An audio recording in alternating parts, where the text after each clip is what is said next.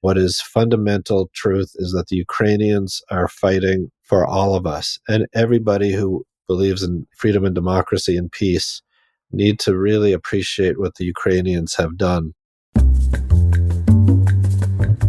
Welcome to Global Dispatches, a podcast for the foreign policy and global development communities and anyone who wants a deeper understanding of what is driving events in the world today. I'm your host, Mark Leon Goldberg. I am a veteran international affairs journalist and the editor of UN Dispatch. Enjoy the show.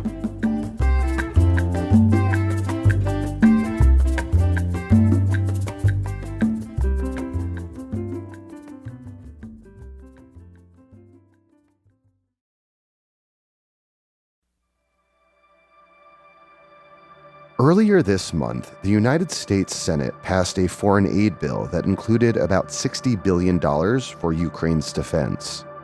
The vote was overwhelmingly bipartisan, but the ultimate fate of continued American aid for Ukraine now depends on action in the House of Representatives, where the outcome is unknown because of opposition, largely from Republicans. Mounting uncertainty around America's commitment to Ukraine's defense comes at the 2-year anniversary of Russia's invasion. The apparent wavering today is a far cry from the overwhelmingly broad support for Ukraine in the early days of the war. So how did we get to this point? And how might the passage or not of a spending bill to support Ukraine's defense impact the trajectory of the war and the transatlantic alliance that has emerged for Ukraine's defense?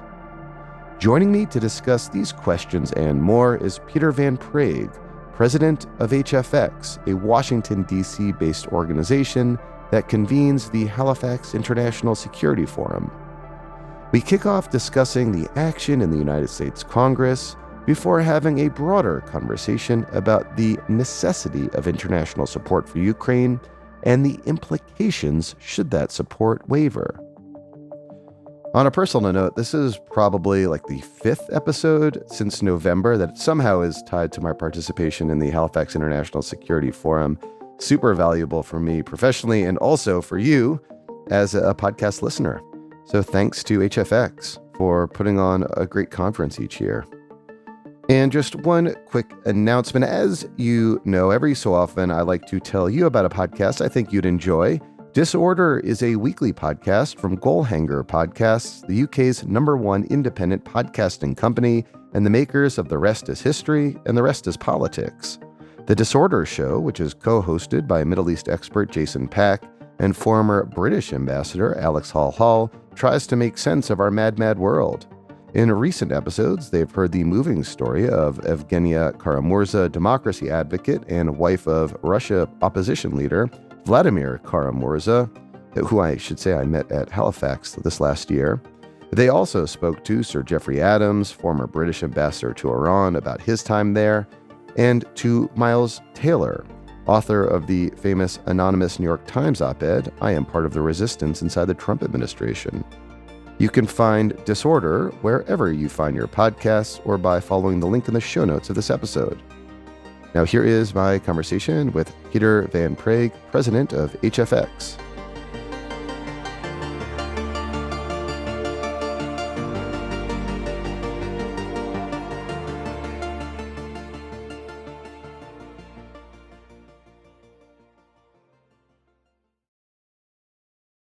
So, Peter, we are speaking not long after the U.S. Senate voted overwhelmingly to advance a foreign aid bill that would provide about $60 billion for Ukraine's defense. The ultimate fate of the bill is unclear because of opposition in the House of Representatives. But what stood out to you about the Senate vote, which was an important first hurdle? I do think that having the Senate vote overwhelmingly in favor of the support is a good sign. Before I sort of give you my interpretation of where we are, I just do think that it's important to emphasize how important getting American support back on track to Ukraine is for American security. I think many of your listeners will understand what I mean by that, but let me just connect the dots just very quickly. Security in the United States, our security in North America, is dependent on the security of a few fundamental things. This has been true since the end of World War II. And this has happened now. It happened in Pearl Harbor and it happened on September 11th. It's very important for young Americans, but also for everybody in Congress to really understand that the United States is secure when our allies are secure. And that is something, whether the United States likes it or not, the world and our allies and democracy and freedom everywhere depends on American leadership. Putin's criminal invasion 2 years ago this month of Ukraine caught everybody by surprise, even though we should have known it was coming. I was actually in Kiev the day that the war began. What was that experience? I mean, did it catch you by surprise in Kyiv on that day?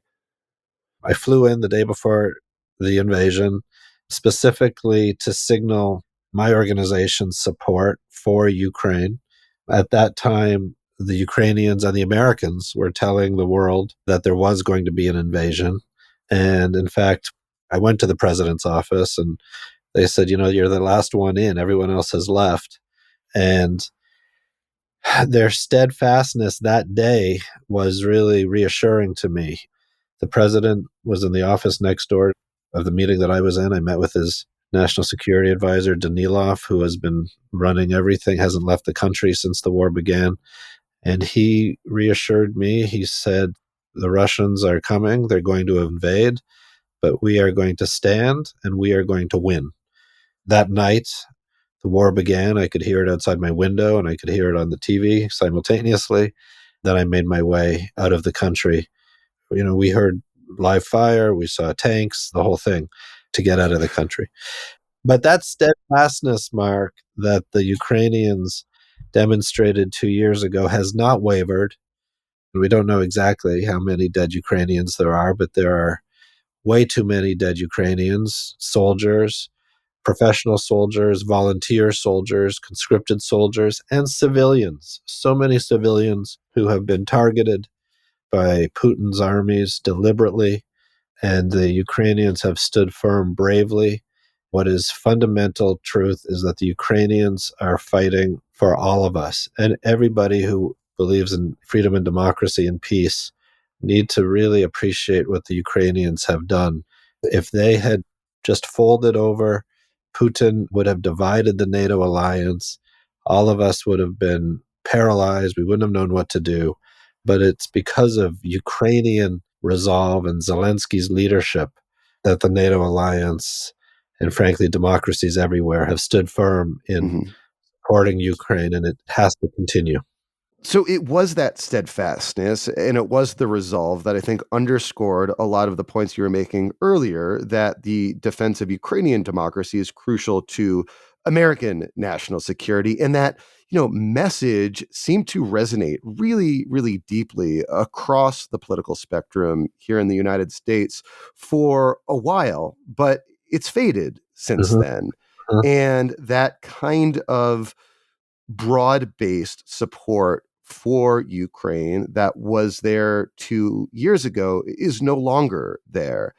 And I'm curious to learn from you, like, what's your diagnosis of why that is? How we went from being so solid across the board in defense of Ukraine to the point where we don't know. I couldn't tell you the chances that the House might pass a bill providing Ukraine with the defense it needs.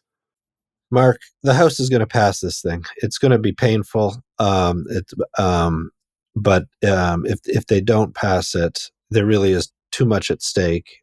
Winston Churchill said, the Americans do the right thing after they've tried everything else. Mm-hmm.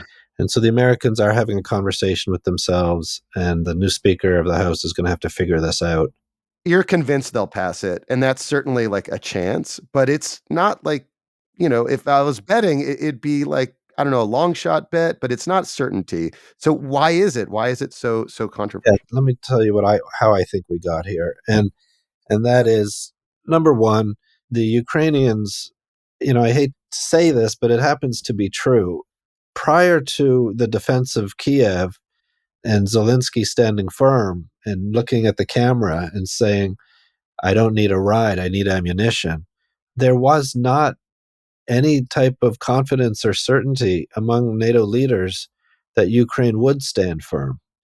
And then when Ukraine did stand firm, the President of the United States Congress, the American people, and the Canadians, the European allies, everybody understood what was at stake and that they had to stand firm and isolate Russia. And it really was a remarkable moment.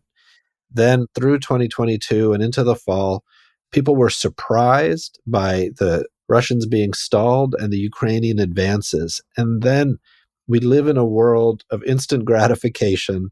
And somehow, somewhere, we understood that it was actually going to be easy for Ukraine to defeat the Russian military. And our patience ran out. There were huge expectations that this counteroffensive that was broadcast in 2023 was going to be overwhelming to the Russians without really taking into account how dug in the Russians had become over the winter last year and how difficult this was really going to be. And so expectations were raised that Ukraine was sort of on the path to victory with all of our contributions, military and financial contributions. And then there led a disappointing summer and early fall. And it was only disappointing because expectations had been raised so high that somehow this counteroffensive was going to break through. But that hasn't been fair. It's not a fair assessment of everything that the Ukrainians have done by all really objective measures. What Ukraine has done to stand firm for 2 years now and prevent the Russians from taking large swaths of the country is really outstanding. And so, what we have to do now is we have to have a realistic assessment and understand that war is hell, war is hard, and sometimes, sadly, war is necessary.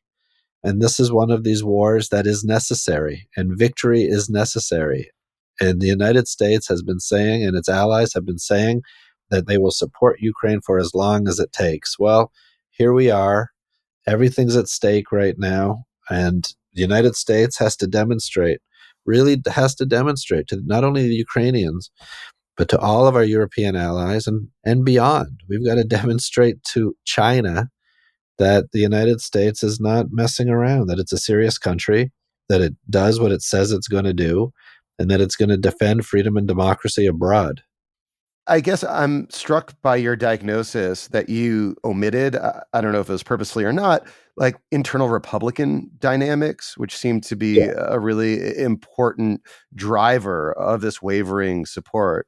I know that you and the late Senator John McCain were close friends, and Yeah. you look at someone like Lindsey Graham, who at one point, Lindsey Graham and John McCain were like two peas of an ideological pod.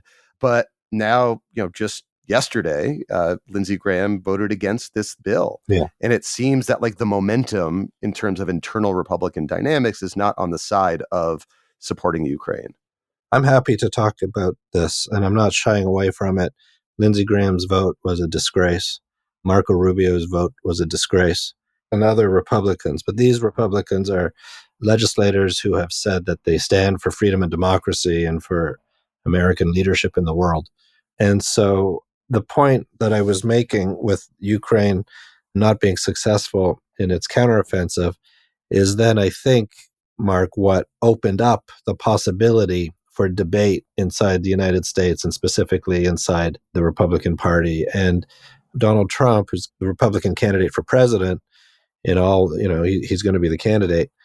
As Ukraine was being successful pushing back Russia, it was politically difficult, if not impossible, to criticize Ukraine. Once Ukraine appeared that Ukraine slowed down, then Mr. Trump could then take advantage of that position and make it more politically palatable to undercut the Ukrainians altogether. And then that is then, as you're suggesting, in turn, what has led now to some Republicans to just take their spine out of their body and leave it on the floor. I do have to point out that the Republican leader in the Senate, Senator McConnell, is the one who drove this forward and ensured that it got the votes that it needed and not just Democratic votes. I wanted to turn to the political dynamics in Europe regarding Ukraine aid. I know you're an observer and a participant in European diplomacy. And it was just earlier this month that the EU was able to agree to a €50 package for Ukraine. What did it take to reach that deal? Well, there's near unanimity. I mean, look, and just to go back, as I'm painting a picture in the United States and also in Europe, I disagree with the votes that some Republicans made. But of course, the United States is a democracy, and all of their votes they've got to take into account, what's most important for their constituents and their states and whatnot. I do think that understanding America's leadership role in the world and trying to convince and explain America's leadership role to the citizens of South Carolina, to the citizens of Florida, is something that, for example, Senator McCain always tried to do, who was from Arizona. And I think that we are missing Senator McCain's voice right now because he really could connect the world to America. And that's something that others really haven't been able to do since we've lost Senator McCain. But the same is true in Europe, except for the fact that the Europeans are closer to the action. And so it is with near unanimity that Europe supports increased contributions to Ukraine. Hungary, Prime Minister Orban, slowed this down. And I don't want to guess into, just how close Orban is to the Kremlin. And there's speculation about this, that, and the other. But Hungary is a member of the European Union, and it is a country, it's got less than 10 million people. And I think that, as is done in politics, I think that Hungary was taken into a back room and read the Riot Act and explained, some of the tools that could be implemented against Hungary should it not fall in line. And Hungary then fell in line. From my understanding of it, I don't think any new promises were made to Hungary. I just think that it was explained to Hungary what the expectations were, and it was done in a more straightforward way than it had been previously.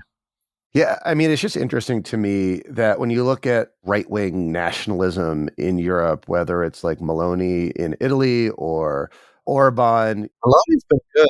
Well, that's my question. Like Orban reluctantly agreed. Meloni has been, out front and was, by most accounts, the one who successfully convinced Orban to agree to this package. Yet, their counterparts here in the United States, the kind of MAGA Republicans, are not that committed to Ukraine. And that dichotomy I find interesting. Well, the difference really is, and we don't know the reason is, but the difference really is Donald Trump. And Donald Trump has a worldview that everybody knows is not consistent with the Republican Party prior to Donald Trump. And so he is remaking the worldview of the Republican Party. And it is something that people like me, who believe in American leadership, who believe in American strength, who believe in American victory, don't agree with. I simply don't agree that the way that Mr. Trump handles and relates to America's allies is the right way to go. And I don't think that the United States will benefit from it. It's just a disagreement. So I know you are convinced that the House of Representatives will indeed pass this bill to include Ukraine aid. It's not like a sure bet, though. Absolutely, it's not. And I don't want to pretend that I'm not worried. But again, the United States is the United States. And people, have pointed out more often recently than in the past, democracy is a messy business. People don't need Peter Van Praagh to tell them just how important passing this legislation is. Yeah, but I do want your views on what not passing this legislation would look like, what it would mean for both Ukraine's defense and also more broadly for the transatlantic alliance that has coalesced around Europe's defense. I would say it goes beyond transatlantic alliance. So number one is this will put Ukraine in a very, very difficult spot. And because the Ukrainians are fighting They are dying. They are hungry. They are cold. They've been doing this for 2 years. And part of what has driven them is knowing that the United States and the American people stand behind them. That is really a reassuring aspect of the fight. And that is something that is really important to everybody. Everybody who believes in freedom all around the world looks to the United States as its model and as the strength behind it. And so it's going to be a tragedy for the Ukrainian people. But the Ukrainian people, as they've already shown, and there was no guarantee of what the United States was going to do when they stood firm in February 2022, the Ukrainian people are not going to wave a white flag and surrender. The Ukrainians are going to be fighting with every last bullet. They'll be fighting with sticks. They'll make their own ammunition. They'll make their own bombs. And this will turn into a very bloody and violent conflict. Essentially, the Ukrainians have already essentially destroyed the entire Russian military. I mean, this has been the best deal that the United States military has had since, frankly, the American Revolution, that our ally, Ukraine, without a single American casualty, has essentially taken out the military of one of our main adversaries. And so this is an incredible investment for Americans, and the Ukrainians have done an incredible job saving all of us. And I don't believe that they're going to stop fighting. So that's number one. Number two, the Europeans, and especially the American skeptics, are just going to throw up their hands and say, we told you all along, the United States is not a reliable partner. We're in this alone. And we're going to see a split with those Europeans who are going to be committed to freedom and democracy and those Europeans who are not. And there's going to be a battle then for the loyalty of some European countries between Russia and between China. And then those very United States senators who didn't support this bill because of issues related to Ukraine have to be aware of the message this sends to China. And this essentially tells China that the United States are not going to defend its allies for the long haul, that the Americans will be in it for show. And then when things get tough, they're going to pack up and go home with their tail between their legs.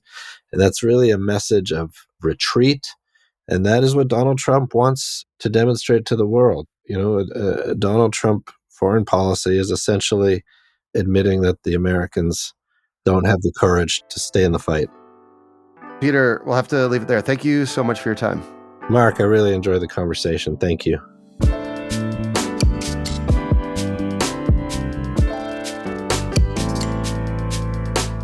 Thanks for listening to Global Dispatches. The show is produced by me, Mark Leon Goldberg.